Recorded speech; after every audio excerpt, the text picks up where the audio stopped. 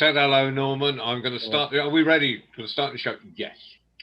Ladies and gentlemen, girls and boys, and assembled company, wherever you are in this world and whatever time it is, welcome to World Storytelling Cafe and our Monday program, Connecting the World by Story. And we've been connecting quite a lot lately. Last Sunday, when we had Lisa Menguel from New Mexico, we had, before she went on, two plays by school children from Gaza.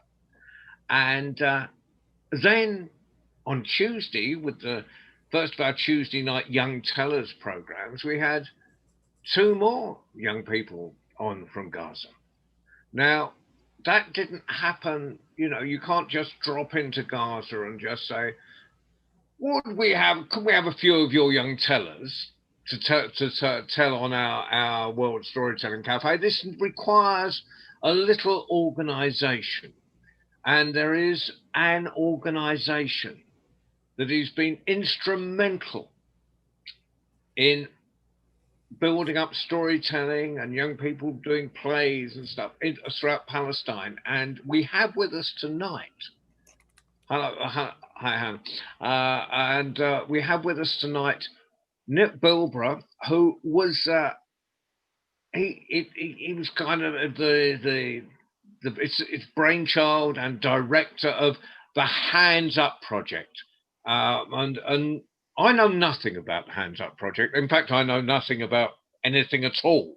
So I'm forever asking people to explain the world to me. So please, Nick, I'm going to hand over to you. Could you tell us about the Hands Up project, where it started, or where it's going now, what you're doing through all this COVID and so forth, and just really anything you want to say? And I'm sure there's people who are involved with the Hands Up project I can see on the screen here, and maybe they can, when you talk too long, they can interrupt you, or you can ask them a question. Yeah.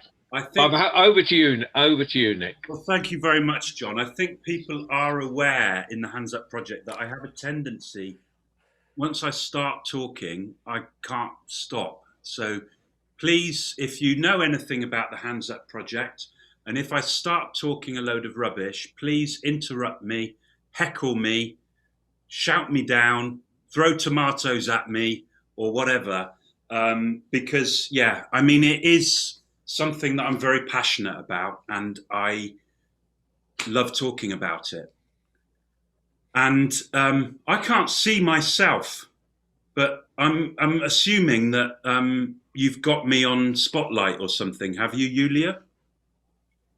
Yeah, we can see you on Spotlight. Oh, you can see me. Brilliant. Okay, that's great. I like to be able to see myself to remind me that I'm here. And I want to show you something before we begin. I want to show you my new T-shirt that I've just got. And this is my new T-shirt. Last week, I was wearing a T-shirt that said, "Mute yourself." But this week, I'm wearing a T-shirt that says, "Unmute yourself." And of course, this is something that we say a lot these days.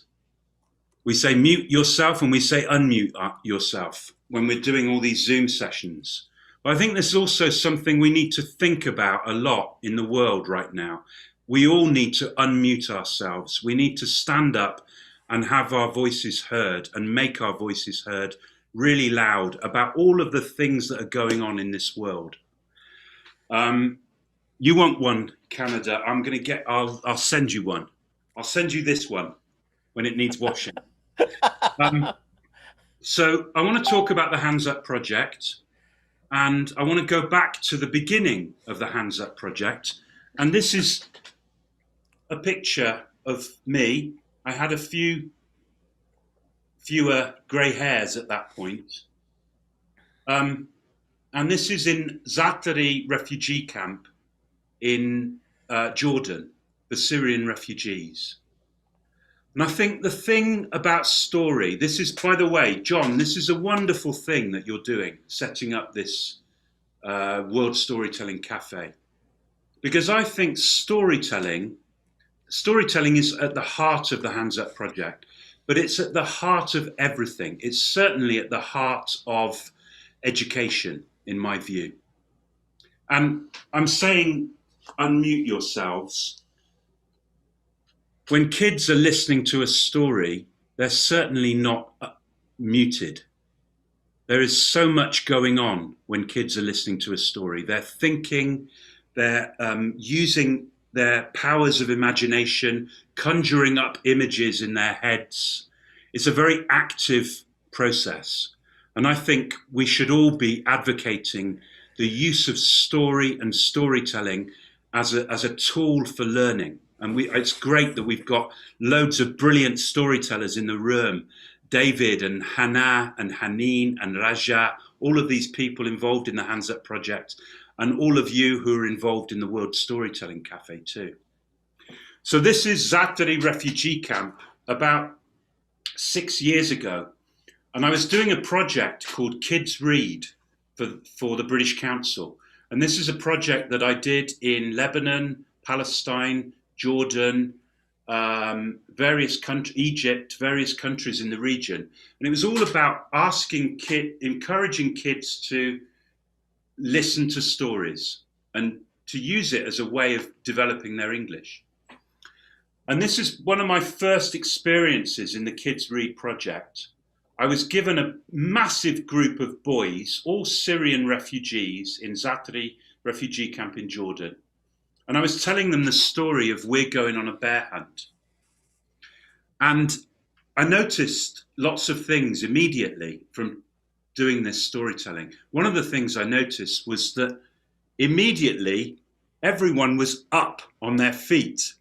I was telling the story in a very physical way, but they were all telling it in a very physical way as well. They were all standing up and doing the actions with me. And there was one boy, I can't remember which one it was. I think it's this one here, this lad here. And he stood up at the front next to me. And he basically translated the story that I was telling into Arabic. So everything I said in English, he said it in Arabic afterwards.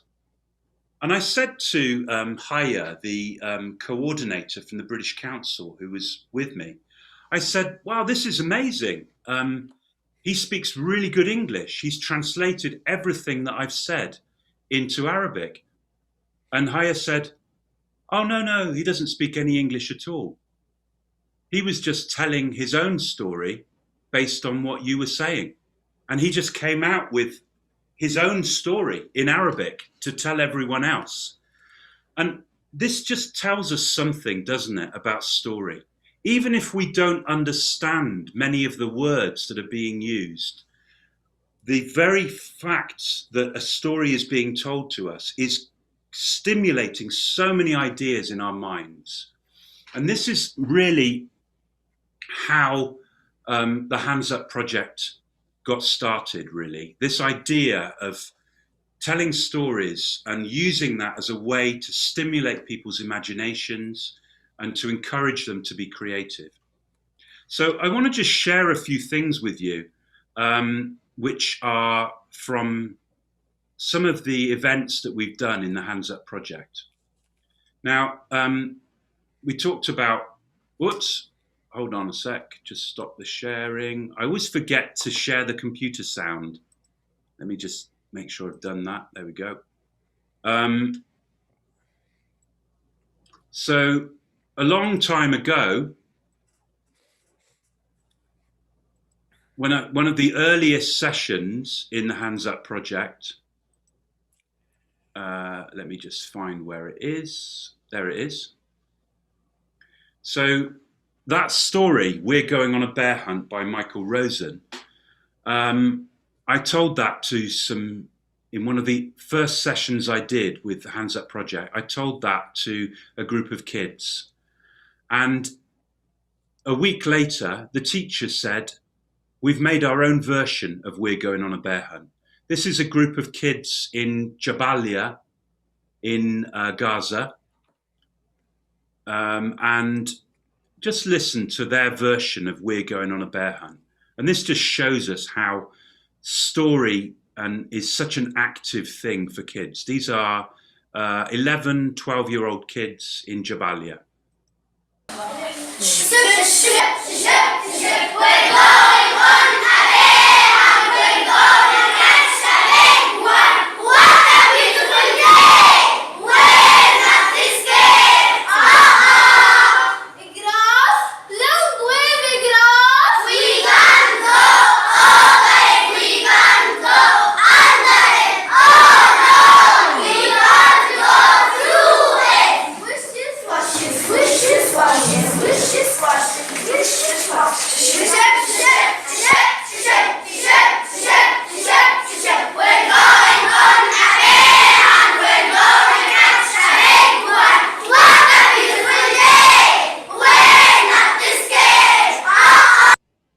So that energy in the room is just amazing, isn't it? That energy. You can feel that energy here in those kids. You can feel it in those kids doing we're going on a bear hunt. And you can even feel it in an online session when kids are connecting to you and listening to a story. You can feel the energy flowing around their bodies. I love it. I love it. It's what I get up for in the morning. So I noticed when I started working in Palestine and in Jordan with Syrian refugees, I noticed that there is a real love of story among teachers and among students.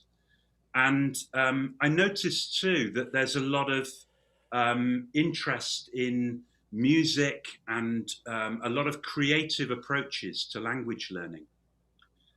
So I decided, my background is in English language teaching and in training teachers.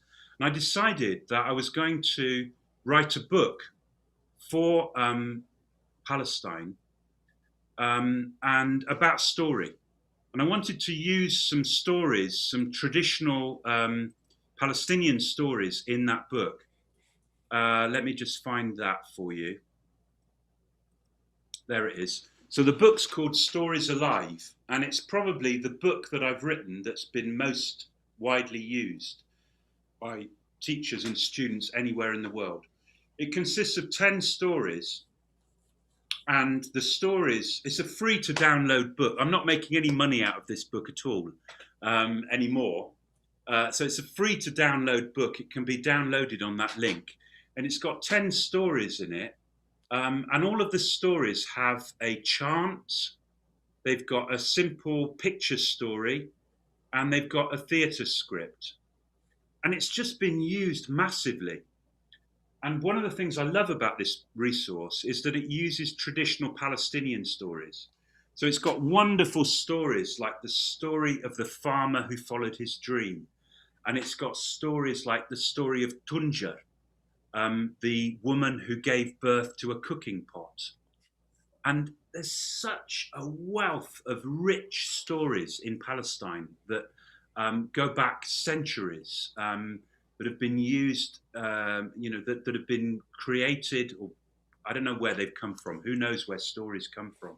But very, very old stories. And I thought it would be a nice idea if we use some traditional Palestinian stories in this resource to teach English. And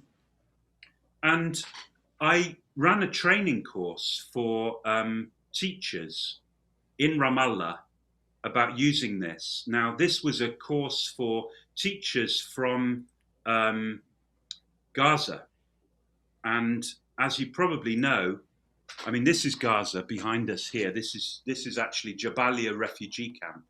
But this gives us an idea of kind of the context in which we're working. A lot of our work is in Gaza, one of the most densely populated places on earth. It's 2 million people living in a piece of land which is smaller than the Isle of Wight. And it's basically a huge open-air prison. Most people in Gaza under the age of 20 have never left the Gaza Strip. There are shortages of water, clean drinking water. There are shortages of electricity. And there are huge constraints placed on people's movement. So people are not allowed out. So in order for those teachers to come to Ramallah and do that training course with me, they had to. We had to apply for permits for them, and eventually the permits were issued. Some people didn't get their permits, but most people did at that time, and they came and did this training course. And then from that, the teachers, there were about 20 teachers from Gaza, and they were very inspired by the idea of using storytelling in teaching. And many of those teachers are now heavily involved in the Hands Up project. And I'd just like to say Yatik Alafia to a teacher called Saha Salha, who was one of the first participants on that course.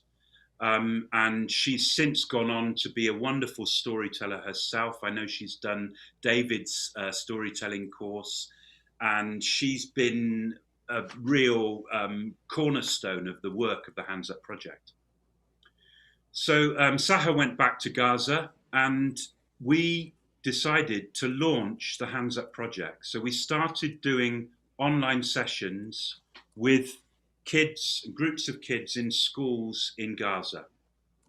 And as I said, that material used, the Stories Alive material focuses on stories, some of which are traditional stories that are known by kids all around the world. And it also has these chants in it. So I wanted to just focus a little bit on some of the stories of the kids who've been involved in the Hands Up project. Because we've been going now for about 5 or 6 years, there are kids who've kind of grown up with the Hands Up project. And I just wanted to share with you an image of one of the girls who's been with us for a long time, and her name is Sally. And here's Sally. Now, Sally's she must be 17 now. But when this picture was taken, she was 12. And she was participating in online sessions with the Hands Up project. So I used to link, using Zoom, I linked to a group of kids in Beit Hanun in northern Gaza. And I told them the story of the jackal and the crow. You must know that story. You may know it as the story of the fox and the crow. But I told them that story. And then at the end, I showed them the chant that I wrote to go with the story. And I want to share with you now, I want to share with you now their version of the chant. So a little bit later, I'm sorry, I'm really rubbish at multitasking. Once I start having to share a screen, I kind of forget what I'm saying. So, but anyway, what they did was I told them the story, and then I gave them the chant, and said, just see if you can make a performance of this chant, and then you could perform it to me next time we meet. And so I will now share that with you if I can find it. There's it gone, there it is. So, hold on a sec. Where's it gone? So here's Sally singing the chant of the jackal and the crow. Well, it's not just Sally, it's actually the whole class who are doing it. That rose so beautiful, that rose so white, with its beautiful wings and its beautiful eyes. That rose so beautiful, that rose so white, with its beautiful wings and its beautiful eyes. The jackal so bad, the jackal so rude, he wants my dinner, he wants my food. The jackal so bad, the jackal so rude, he wants my dinner, he wants my food. So I just love the energy there that those kids put into that chant. And I love the way that Saha managed to involve the whole class in that act of performing the chant. Just beautiful. And you know, I love this. I love the. I know a lot of storytellers who are present in the room use chants a lot in their stories, or rhythmic things. And I think I love the fact that they're so memorable for students. I mean, teachers in Gaza have said they love the chants because they hear the kids saying the chants in the playground afterwards. It's like a kind of earworm, isn't it? It just sticks in your head. And certainly in terms of language learning, I think that's a really powerful tool that we can give to kids. So there's Sally doing that, and that was really her beginnings in the Hands Up project. And we carried on doing online sessions, and then, you know, one of the things that we noticed when I started the Hands Up project, I thought it was going to be me telling stories online to a group of kids, and they would be listening, and we might do some follow-up activities. But it became clear to me very quickly that that wasn't going to be enough for those kids and those teachers, because I've worked in so many contexts all around the world, training teachers and working with learners. And I've never, hand on heart, I have never worked anywhere where there is such creativity and willingness to throw themselves into activities as there is in Gaza. And constantly, I would be, you know, I'd set up a session. I would want to do a session with a group of kids, and the teacher would just say, "Oh, Nick, before you start the story, they've just got something they want to perform to you, or they just want to sing this song, or there's a student who's got a poem that she's written and she wants to read it to you and perform it." And sometimes the sessions would just be that. I wouldn't get a word in edgeways because they're constantly being performing different things to me, and it was wonderful. So we got this idea, and we noticed as well that kids were really interested in drama, in performing plays. And so we got this idea of running a competition. So about this time, after maybe a year or so of running the Hands Up project, I went to Gaza for the first time, actually went to Gaza, this Gaza Strip. And it was a completely eye-opening experience for me. You know, suddenly to be in a place where, you know, donkeys are widely used as a means of transport. And it was also incredibly moving for me to meet lots of teachers and kids who I'd only seen online before, to meet them face to face. And I went there with a Hands Up project trustee called Scott Thornbury. We went there and we went to speak at a conference.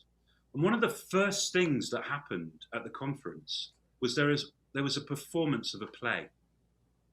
And this was a play by a group of 13, 14-year-old kids. And I later found out that the play was created by the kids themselves. It's performed in English, and they'd created the play themselves. And I was blown away by this, because the level of English of the kids was incredible. And I thought, wow. And I thought, these kids must have lived away from outside of Gaza. How could they have such a good, they must have lived in America or something to have such a high level of English. And then they told me that actually they'd never been outside the Gaza Strip. And I just thought, how could this be possible? That kids could develop such a high level of English without ever being in a situation where they've needed to use English. And I thought, they must be onto something here with this drama. Creating a play and performing a play, I think, is possibly the richest language learning experience that you can have, that you can give students. So we got this idea as me and Scott drove back to Jerusalem from Gaza, we discussed the idea of running a playwriting competition for kids. So we asked them to make a play, a 5-minute play, and the first year we ran the competition, we thought we might get 20 entries or something. We had 88 entries. So it was a 5-minute play, maximum 5 minutes, with a maximum of 5 actors in it, and it had to be performed in English. And I want to share with you one of these plays. There are lots of plays that I could show, and there are lots of plays that are brilliant. I want to show you this play because it's got Sally in it. So this is Sally, a bit older, and this is a lovely play called Live Your Life. And this is the play that, it actually came 3rd in the competition the first year. And where are we?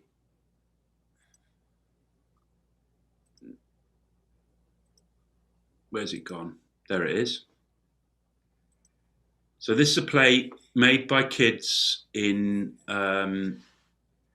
Beit Hanun prep school.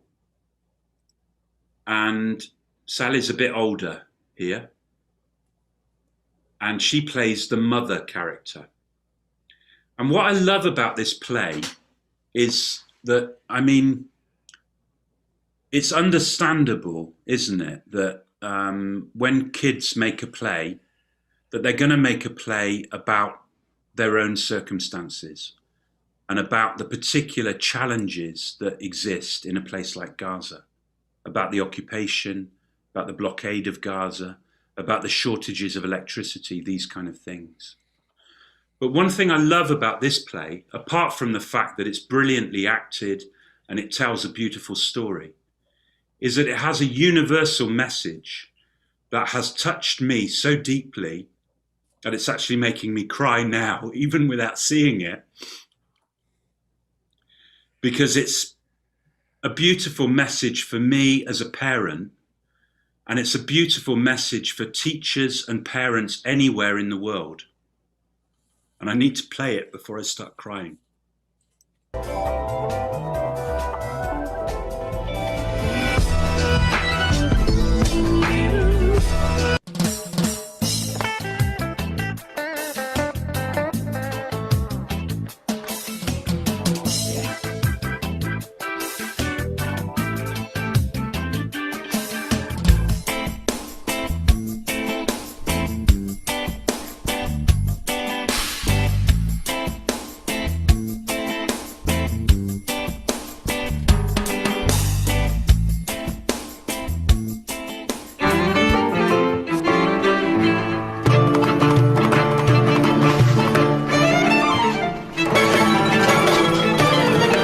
Life is sweet. I have lived my life in every single detail. I'm getting older, but I'm still strong to go on. I still have my teeth healthy. Come on, Mahmoud, hurry up.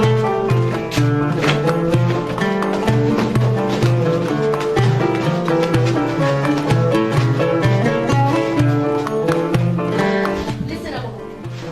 I worked at our daughter's future, and it always used the passport. I need them to grow up quickly. And this year, I want them to get married. And this year, I want them to have a baby. And this year, I will feel relieved and free from responsibilities.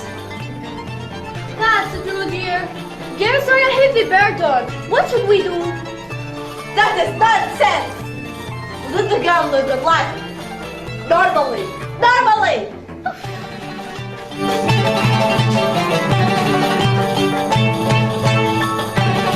Hello, Grandpa. Hi, sweetie. Have you finished your bath? Sure. Imagine it, Grandpa. I dream of the day which I get the first rank in the reading competition. All social media will talk about me and be famous, Grandpa, famous. Oh, I love reading the book. It's my favorite hobby. It's talk about me and this talk about me and this talk about me. Oh, I love reading the book.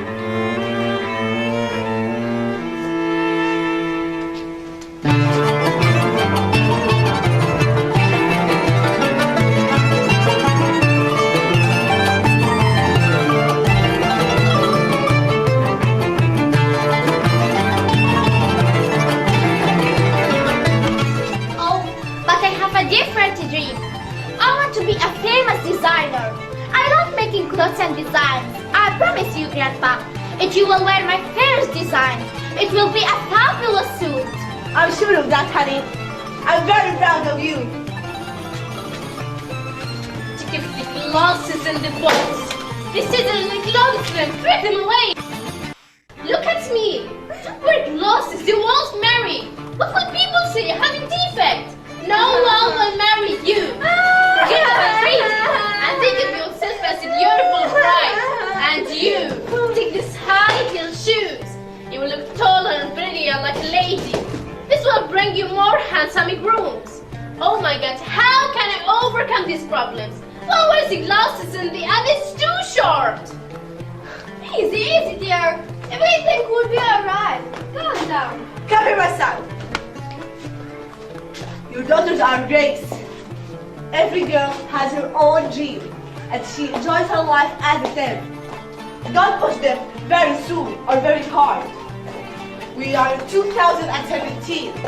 We can't push here. Take things slowly. And you, granddaughter, come here. Don't let anyone destroy your dreams of your future. Live life happily and normally.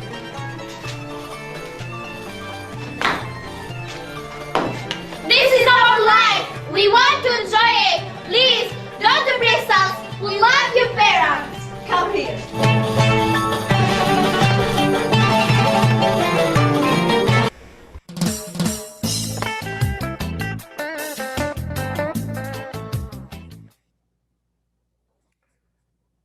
Oh, it's going to start playing a video automatically now. How do I do that? Just a sec.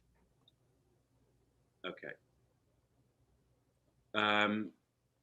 Yeah, so, you know, that, in a way, I love that. Another thing I love about that play is that it kind of shows how we can encourage kids or enable kids to tell the stories that they want to tell.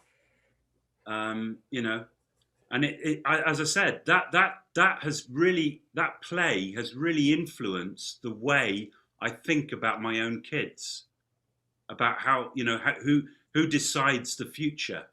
What do you want your kids to be when they grow up? Do you decide or do they decide? I mean, and that play. I mean, David's in the room. David, I think David got his adult students at Exeter University to make their own version of that play using the script, and it's been performed by people in all over the world, because it's published in the book, the first book that we brought out of plays. So yeah, this idea of getting a play to tell a story that young people in Palestine wanted to tell is really something that's really at the heart of what we're doing in the Hands Up project. But something changed as well, because it's not enough to just watch the video of that play. Those plays need to be performed live. And those young people in Palestine cannot leave. Those young people in Gaza, they're not able to just go and perform it to another audience, because they're not allowed to leave. So we developed from that the idea of remote theatre. So the idea of performing a play through Zoom, as we had last week in the Storytelling Cafe, last Sunday. How do you perform a play like that through a medium like Zoom or any other video conferencing tool? So that play was actually performed at a conference in Croatia. And I'm not going to play you the performance again, but it was performed live, remotely through Zoom. Where's it gone now? Somewhere. Is that it? Yes, that's it. So after, an important thing about remote theatre is students perform it through Zoom, And then they have the opportunity to talk about what it means to them. So this was a big conference for English teachers in Croatia. And there's Sally at the back there. And after they've performed the play, they had the chance to talk about what it meant to them to perform that play. So here's the audience. There's about 200 teachers in the audience, and this is the moment when they get the chance to talk about their play.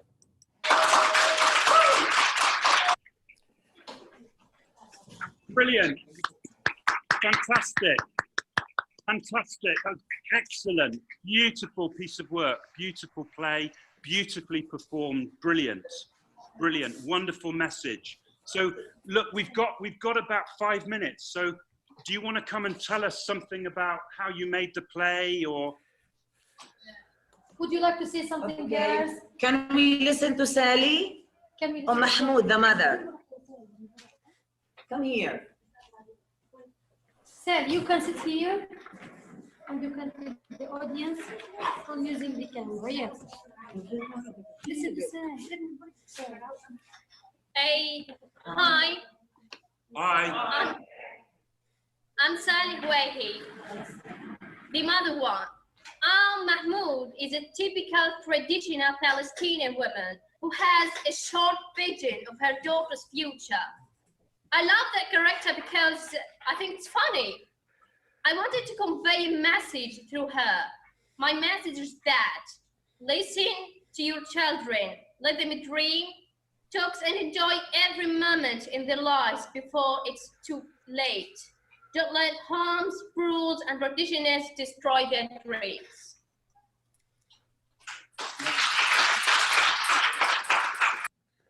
So when a 15-year-old girl can stand with her face right up to the screen and talk to an audience of teachers and give them advice, that's something magic going on there. That's something very special. And that's an experience that that girl, Sally, will remember for a long time. And that she's not the only one like that. You know, there are lots of kids in the Hands Up project. We've got Amal in the here today, and Hannah and Haneen, and all of you. You know, I'm sure that you would feel the same. How you've seen your students blossoming and growing from performing in plays and finding this connection with people outside. So I can see that Amal's here, and I wanted to just talk a little bit about that first year's competition, because Amal was actually the winner of that year's competition, or her students were. And some of the students who were in the winning play, let me see if I can find a picture of Zahia, because I love this picture.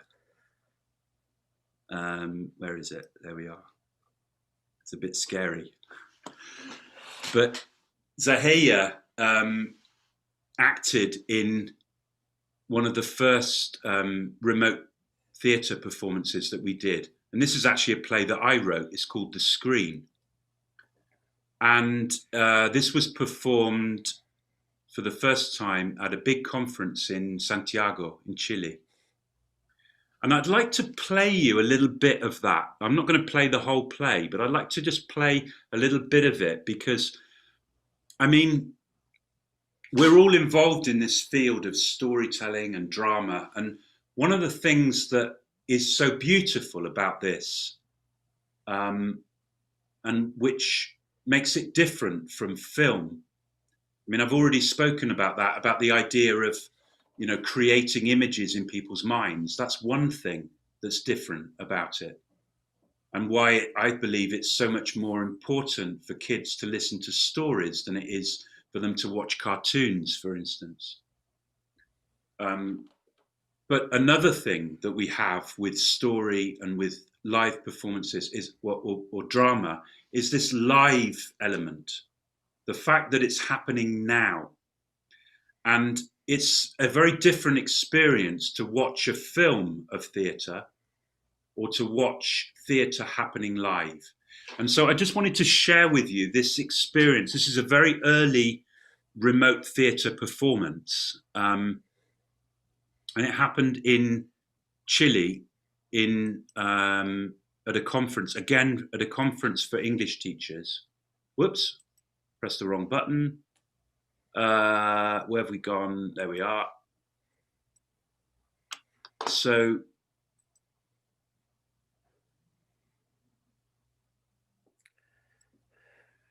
which one is it?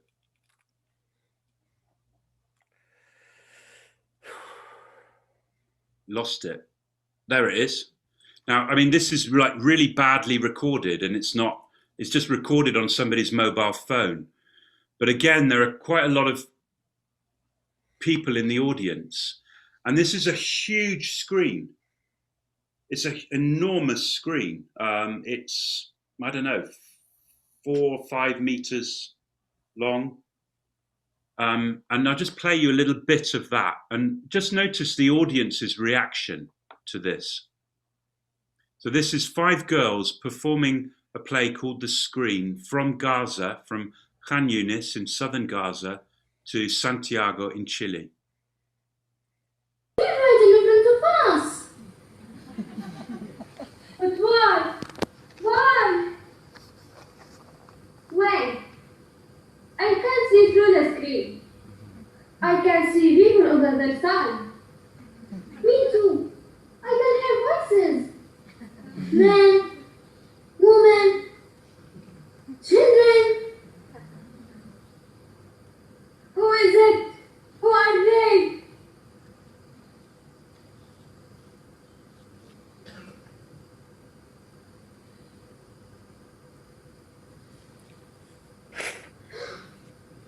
There is somebody there. They are watching us, listening to everything that we say. I don't like it here. We can't trust them. But wait, maybe they can help us. Hello? Can you hear us? Yes. Can you see us? Yes. Hello? Are you there? Yes. We won't let you hand up. We won't let you take away our home. Ours. We will never let you do that. Okay, so I mean, I love that.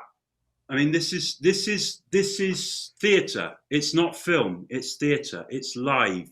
Things can go wrong, and things can go right, and they can go very, very right. And you know, that again, it's a very empowering, beautiful experience for everyone involved. And I just maybe I should add that Santiago, or Chile, has the biggest Palestinian community outside of the Middle East anywhere in the world. There's a masses of interest in Palestine and masses of support for Palestine there. So yeah, Zahia and her friends in that school, Khan Yunis Prep Girls School, New Khan Yunis Prep Girls School in southern Gaza, they went on to win the first Hands Up Project playwriting competition with a beautiful play called Inner Thoughts. You know, that was amazing. That was amazing that they won the competition, and as their prize, we managed to get them to come to the UK, and they performed their play at the Hands Up Project conference at Westminster University. And we got in touch with the comedian Mark Thomas, who was doing a show about Palestine at that time. And we said, oh, we've got these girls from Gaza. They've never been outside of Gaza before. In fact, they'd never been in a theatre before. Could they come and see your show? You know, we were seeing if we could get some free tickets. And Mark said, well, if they've got a play, they can come and they can perform it. So Mark, before he did his performance, this is 400 people in the audience, he came on and he said, right, we've got something special. We've got 5 girls from Gaza and they're going to perform their play for you. And because Mark sensed that they were nervous, I mean, they'd never even been in a theatre or a cinema before, and they were going to stand on stage in the Theatre Royal in Stratford in East London and perform their play. Mark sensed that they would be very nervous, and he said to them, whatever you do, don't make eye contact with the audience, because it will throw you. You'll lose confidence. And Zahia, I love what Zahia said to him, because she said, no, I will. She said, I will look straight at the audience with those beautiful eyes. I will look straight at the audience because I want them to know who I am. And for me, that's the most beautiful thing anyone's ever said in the Hands Up Project. Because that's what we want people to do, isn't it? We want people to know who we are. And especially these children who live in incredibly challenging circumstances in a place like Gaza. They want people to know who they are. And in an early session in the Hands Up Project, I was doing a link up and I just told a story to a group of kids. And a girl came up to the webcam at the end, and we were just finishing, and she said, please, Mr. Nick, will you tell people that we are not terrorists? And I think that's the saddest thing I've ever heard in my life, that a 14 or 15-year-old girl could believe that other people in the world believe that she is a terrorist. Outrageous, isn't it? Outrageous. So we have a very important job to do, all of us in the Hands Up Project, and all of us who work with young people, encouraging them to tell stories and to perform things. We need to get them out there. We need to make their voices heard. We need to let people know that they are just young people like anywhere else in the world. Right, now, John is telling me to shut up in a very polite way by saying, when Nick has finished, can we have some comments from the teachers? So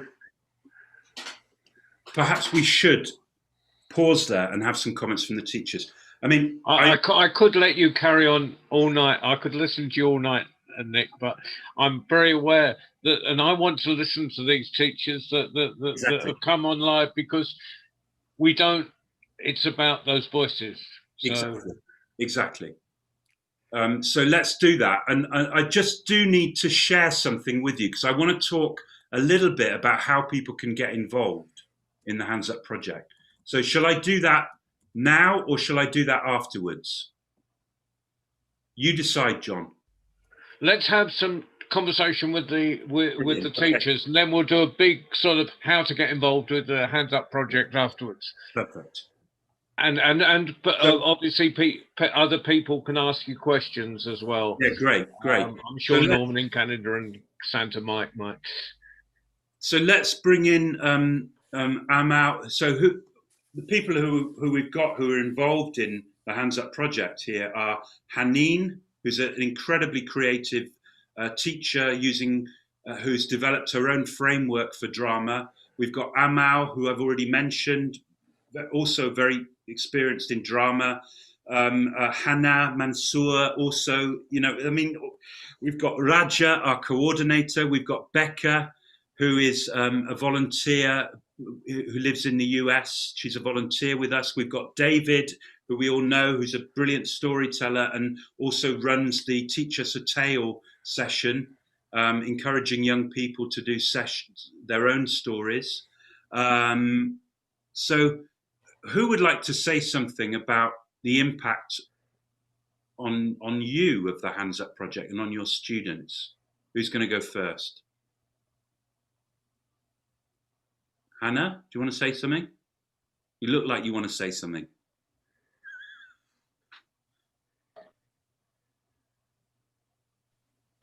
Hi everyone. First, I don't know exactly what I want to say, but I'd love to talk about how the Hands Up project and how wonderful the Hands Up project is doing for all of our children in Gaza. Like you cannot imagine the day we have like weekly sessions in the schools, and you cannot imagine how they wait for this session. It's like a celebration for them. It's like they're waiting for their birthday. It means a lot to them. And the plays competitions too, and the book too. It's also very important to see their plays been watched by people and to see them also been written in books. That's wonderful for them. And I don't want to forget how this also influences us as teachers.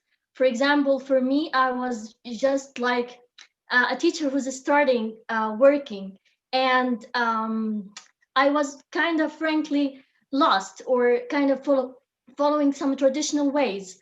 And when I started working with Nick and the volunteers in the Hands Up project and the courses also of drama, it brought kind of spirit in my classes, the drama club activities and a lot of things. So I just want to say it's really enormous and important and such an amazing thing. Thank you, Hannah. And we should just say, here is Hannah's play, actually. Yeah. Her students performed an amazing play called The Living Song. And yeah, this is our first play. Book, Welcome to Earth, you can find the script of the play and also notes by Hannah about how they made the play and why they made the play. And you've got the QR code so you can see the kids performing it. Yeah. Great. So all the kids who make a play that we try to get lots of the plays into a book, and then when I go to Gaza, I take the books to the kids and give them the book. And I'd say it's one of the proudest moments of my life, really, to give kids a book which they have a play published in is very beautiful. Who else would like? Amal, we need to hear from Amal and Haneen as well. Can we hear from you? Hello, everyone. Can you hear me? We can hear you, yeah. Okay, so I didn't know I'm going to talk, so I'm not going to open my video, if that's okay with you. No worries. Yeah, so I don't want to scare you people.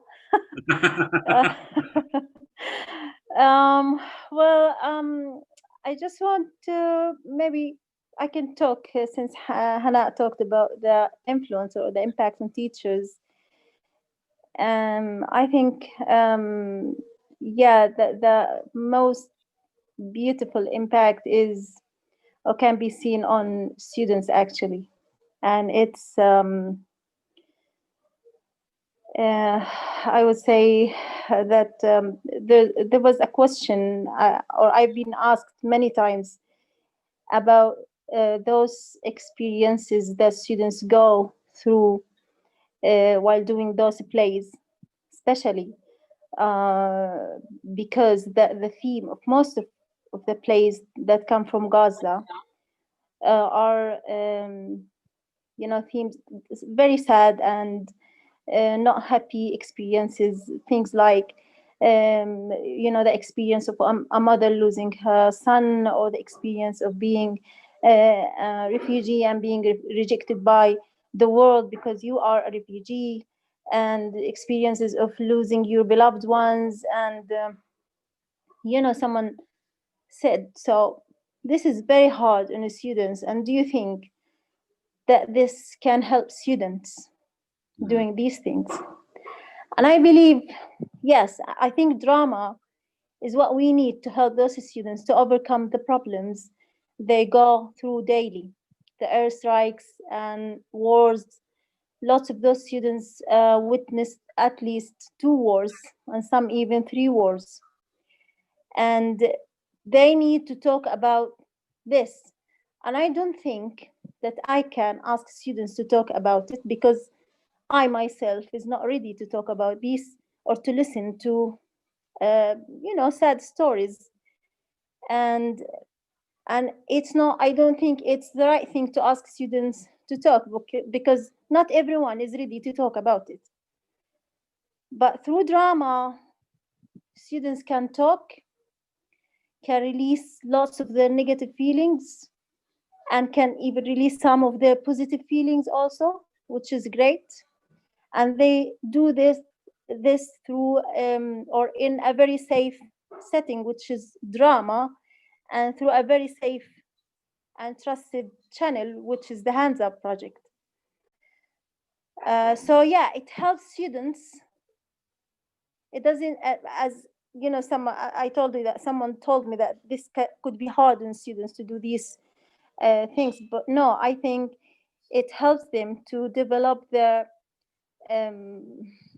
emotional intelligence, let's say, which means that students, through doing different roles in a drama and watching other people doing also other roles in a play, this helps them to develop their social awareness, or before that, their self-awareness, actually, because they become aware of their potential and their abilities and their where their creativity can take them to. So they become aware of themselves first, and they become aware or socially aware also. They develop their social awareness, so they know how to deal with people, how to put themselves in other shoes and try to understand how they think and why they do certain things. And the other thing, this lead to self-management.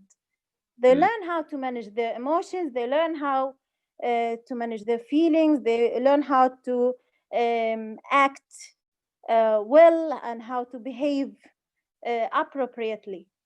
So yeah, that's one a small thing that doing drama through the Hands Up or doing remote theater plays, how this helps students to develop, not only develop their English language, but also develop their well-being.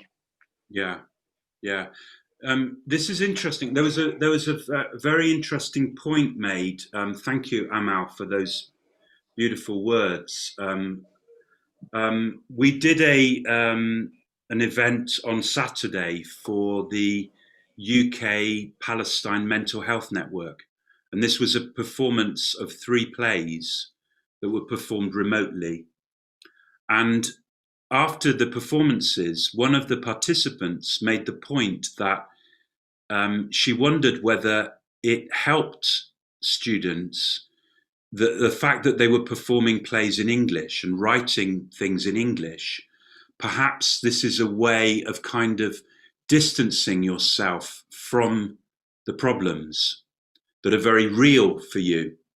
But if you do it in another language, perhaps this is a kind of a way of making it safer in a way, because you can distance yourself from it if it's in another language, which I thought was very interesting, and I hadn't thought about that before.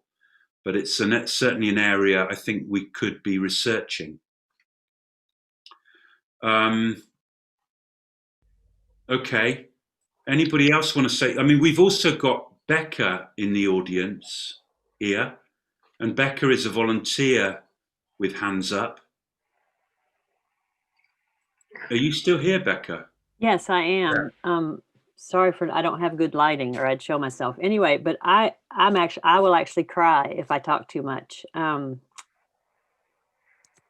That's all right. I've already cried tonight. Okay, because to me, and Nick has talked to this, mentioned this before, just working, because I do work with Hannah, who you just heard speak so beautifully too. And it's just been such a gift just to know her. But the spirit of the girls, I think I wrote this in a blog one time. It's just that in doing the drama and watching them do these, even just a one sentence play or something, you see just the beauty and the power of the human spirit that can't be limited by whatever issues that are going on in the world. I could probably put it better, but just seeing just the full humanity of these 11-year-old girls come through in this drama and the beauty of that. And Hannah herself has talked to me about in fact, one of their plays is about cinema, you know, a woman who wants to become a little girl who wants to become she wants to be in the movies or something, and then she ends up being a teacher and helps her students to live a dream life through drama and fulfill their dreams. And I think it just encapsulates what Hands Up does for these children. It's just, yeah, priceless. Thank you. Can I open it up to questions? There's some people that aren't involved in the Hands Up project, and I'm sure they might want to either ask Nick or one of the teachers questions. So sure. Has anyone got any all people that are involved in the Hands Up projects and that are actually on the screen so they can talk to each other? So can we open up to questions? Norman, I know you always have a question. I have a million of them. So it's really hard to speak. And yes, I've felt that emotion. And I'll tell you why, because we need to, I would like to talk later. I worked on a program that ran for 15, 16 years in Sri Lanka and the Butterfly Peace Garden as a storyteller. I brought something called the Story Stone there. And Lord, I'd like to talk to you about that. The garden is now defunct. It's not happening, but it is everything that was said about stories, the children creating their stories, acting them out was a powerful force in the Butterfly Peace Garden. And they had a huge walled garden world in which to play out these stories that they did for 15 years. And that's all I will say for now. So we need to have a conversation, Norman. Yes.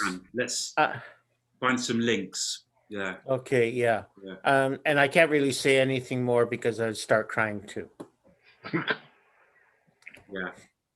I mean, that has reminded me actually of something that I haven't mentioned really. Another thing that the Hands Up Project does is we link up kids in different locations around the world with kids in Palestine, and this is so powerful. I mean, when we get kids working together, performing their own plays to each other, or even just sharing something of their lives with each other, it's powerful stuff. Nick, if we've got Becca has asked if you could talk a little bit about the stuff that's going on now and the exciting stuff for the future, and so if you could get it down to at least within 3 hours, that'd be fantastic. 3 hours, okay. Okay. Well, actually, I'd like to just share a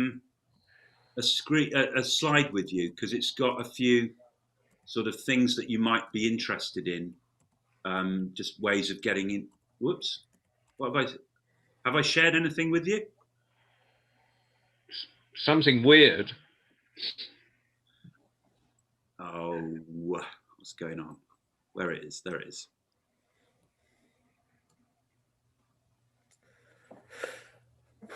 Yeah, so just some, it looks a mess, that slide, after all those beautiful pictures of people.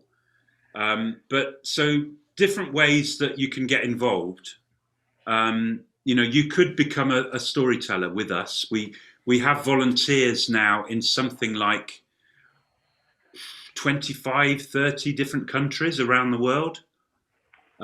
So if you would like to be a volunteer with us and tell a story to some kids in Gaza or anywhere in Palestine, please get in touch with us.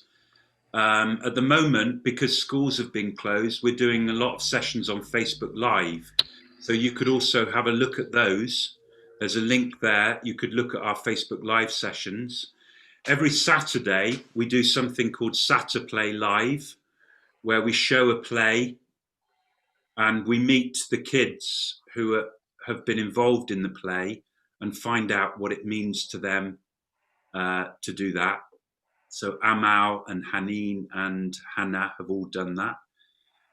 If you're a teacher, we're always looking for new connections where you could link your class to a class in Palestine.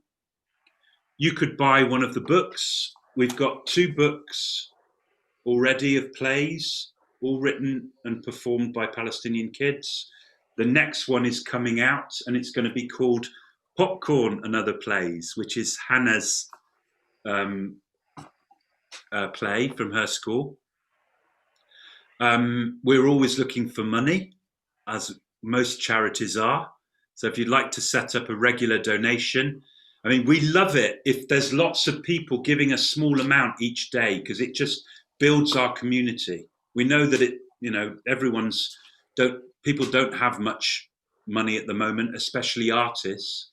But if you're able to support us just in a very small way, we'd rather it was like that than being funded by big organizations. Lots of people working together to support us is great. We've got a lovely new initiative called Family Matters, which is where we're linking up families around the world to families in Palestine. So they just meet once a week through Zoom, and they just talk about things that matter to them, over the kitchen table, talking about how their kids are doing and what their kids might come up and show the pictures that they've drawn, that kind of thing. So if you're a family of any size and you'd like to link to a family in Palestine, please get in touch with us. The other very, very exciting thing that we're doing now, which you will know about, John and David will know about, is that we're doing storytelling. We're supporting young people in Palestine to tell stories themselves in the Tuesday evening storytelling session that happens on the World Storytelling Cafe. What time is that, John? I've forgotten. No, I'll say something about this. So okay. You don't. It happens an hour earlier, 5 o'clock UK time, and so I've put it an hour earlier than our other sessions, so it's a bit more possible for Gaza. And there's young storytellers from anywhere in the world. So any young storyteller is invited to that, and you get on it the same way as you came on this through the gold button, and so there's not a limit. If we end up with 30 young tellers in the room, we might have to sort of share it around a little bit. But I'm going to let David speak up in a minute and second on that. But we welcome everyone, and if we can turn it into a sort of international young people's story club, that would be my dream for Tuesday nights. Now, David, you wanted to come in there. Sorry. I think it's a good moment to come in. I'm one of the team of volunteer storytellers with the Hands Up project, and it's a great pleasure to do it. It's a wonderful thing. And I came up with a notion a few weeks ago of doing something called Teach Us a Tale, where each week I would meet a teacher or a storytelling teacher who would teach a story to me and to the people watching, all the kids in Palestine and the teachers in Palestine. And then I, together with the listeners, would retell the story. And that went on for a few weeks with storytellers from India and teachers from the Hands Up project in Gaza. And then Nick said, well, why don't we have some of the students teaching you a tale? I thought, oh, let's try it. And last week, the first young international storytellers, we had Arish and Noor told stories that they're told with me in the Hands Up project, that they're taught to me. And then lo and behold, here on the World Storytelling Cafe, they did amazing performances last week. This morning on the Hands Up project, I did Teach Us a Tale with one of the teachers in the Hands Up project's daughter. The daughter is called Ragad Siam and her mum's called Sahar Siam. Hi Sahar, if you're watching. And Ragad absolutely blew me away with her storytelling. And tomorrow, here at the World Storytelling Cafe, Ragad's going to be telling her story along with the daughter of another woman, Dalia. Her daughter Zaina, who's only 10, is going to tell a story tomorrow. And I'm getting to know these teachers because they're also doing storytelling courses with me. I'm supporting Hands Up Project by offering free places for Palestinian storytellers who are with the Hands Up Project as well. It's just magical. So I mean, I love the idea of them being able to, like you've been talking about, Nick, sharing their culture with other kids from other parts of the world. So yeah, it's just an honor, and I've been moved very much as well during this this hour.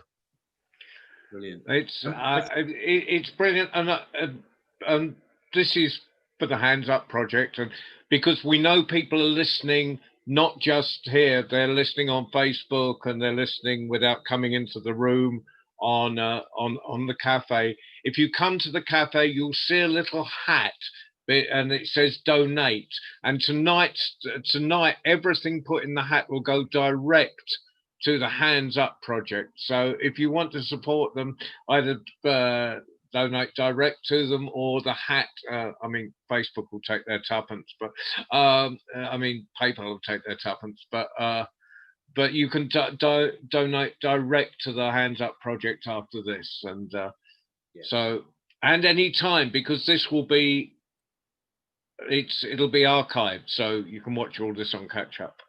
Yeah. So I'm just wondering if Raja wants. We've got our coordinator in Gaza as well, Raja. I don't know if you want to say anything, Raja.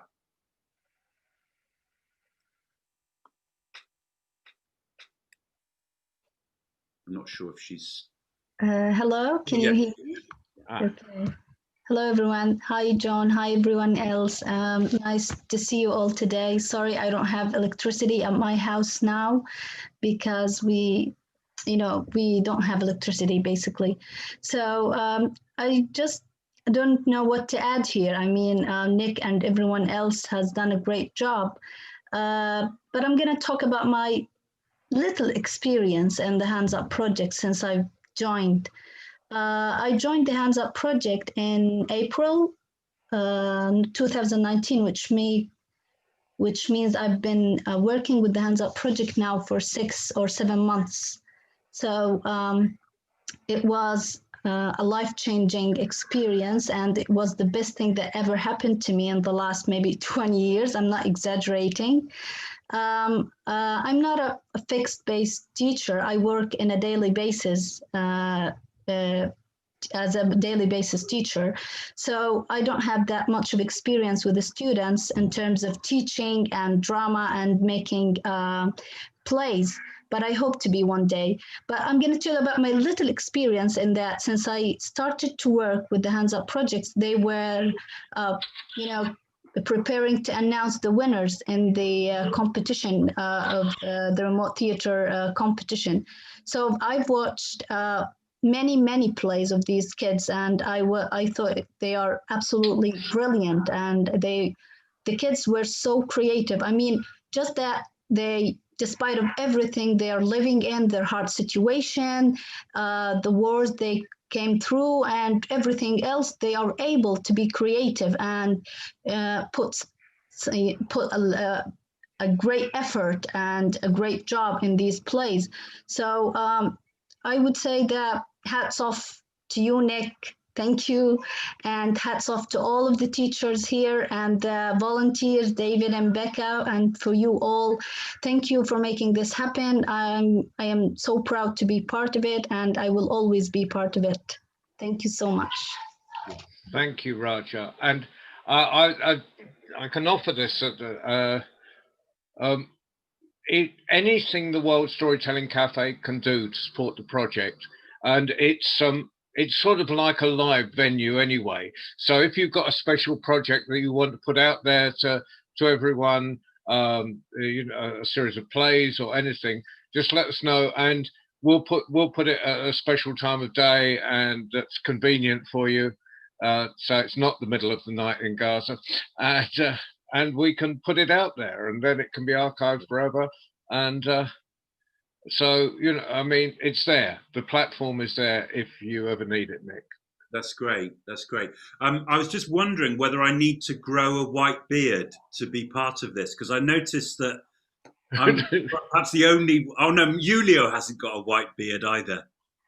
No, and we're partly based in Marrakesh, and very few of the Marrakesh, because they're young tellers in Marrakesh, so, or younger, not as young as the Gaza tellers, but they're a whole new generation of storytellers in Marrakesh. And I mean, part of this project comes from the fact we're going to start a storytelling center, and it is being built, a storytelling center in Marrakesh, and we've got it online. So Julio's been driving us all night, but usually about this time of night he hands over to a bus driver in Marrakesh who guides us through the technical side. So yeah, it's brilliant. They haven't got white beards. That was a long answer to a white beard. Sorry, I talk nearly as much as Nick and David.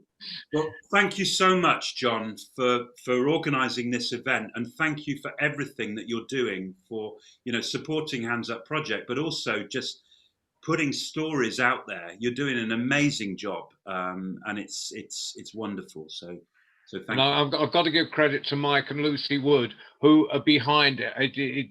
The amazing thing about that couple is that they've got, it's their website, and they've got riads in Marrakesh, and they've managed to keep all their staff on by having them working on this project, and also supporting a food distribution in Marrakesh for people who are a bit hungry. So with the Henna Cafe. So I'm just the front man. I just curate it and organize it and all this, but you know, there's loads going on backstage. Well, you're doing a great job. You're doing a great job. Okay. Well, thank you very much, everyone. Thank you, Nick. It was really moving, and thank you for the clips and all the teachers, Hannah, Rebecca, everyone. You can't go around everyone. But it's been brilliant, and I think everyone listening got very close to tears at different times during this. But tears of sadness and tears of joy because of the spirit of those young people. So thank you.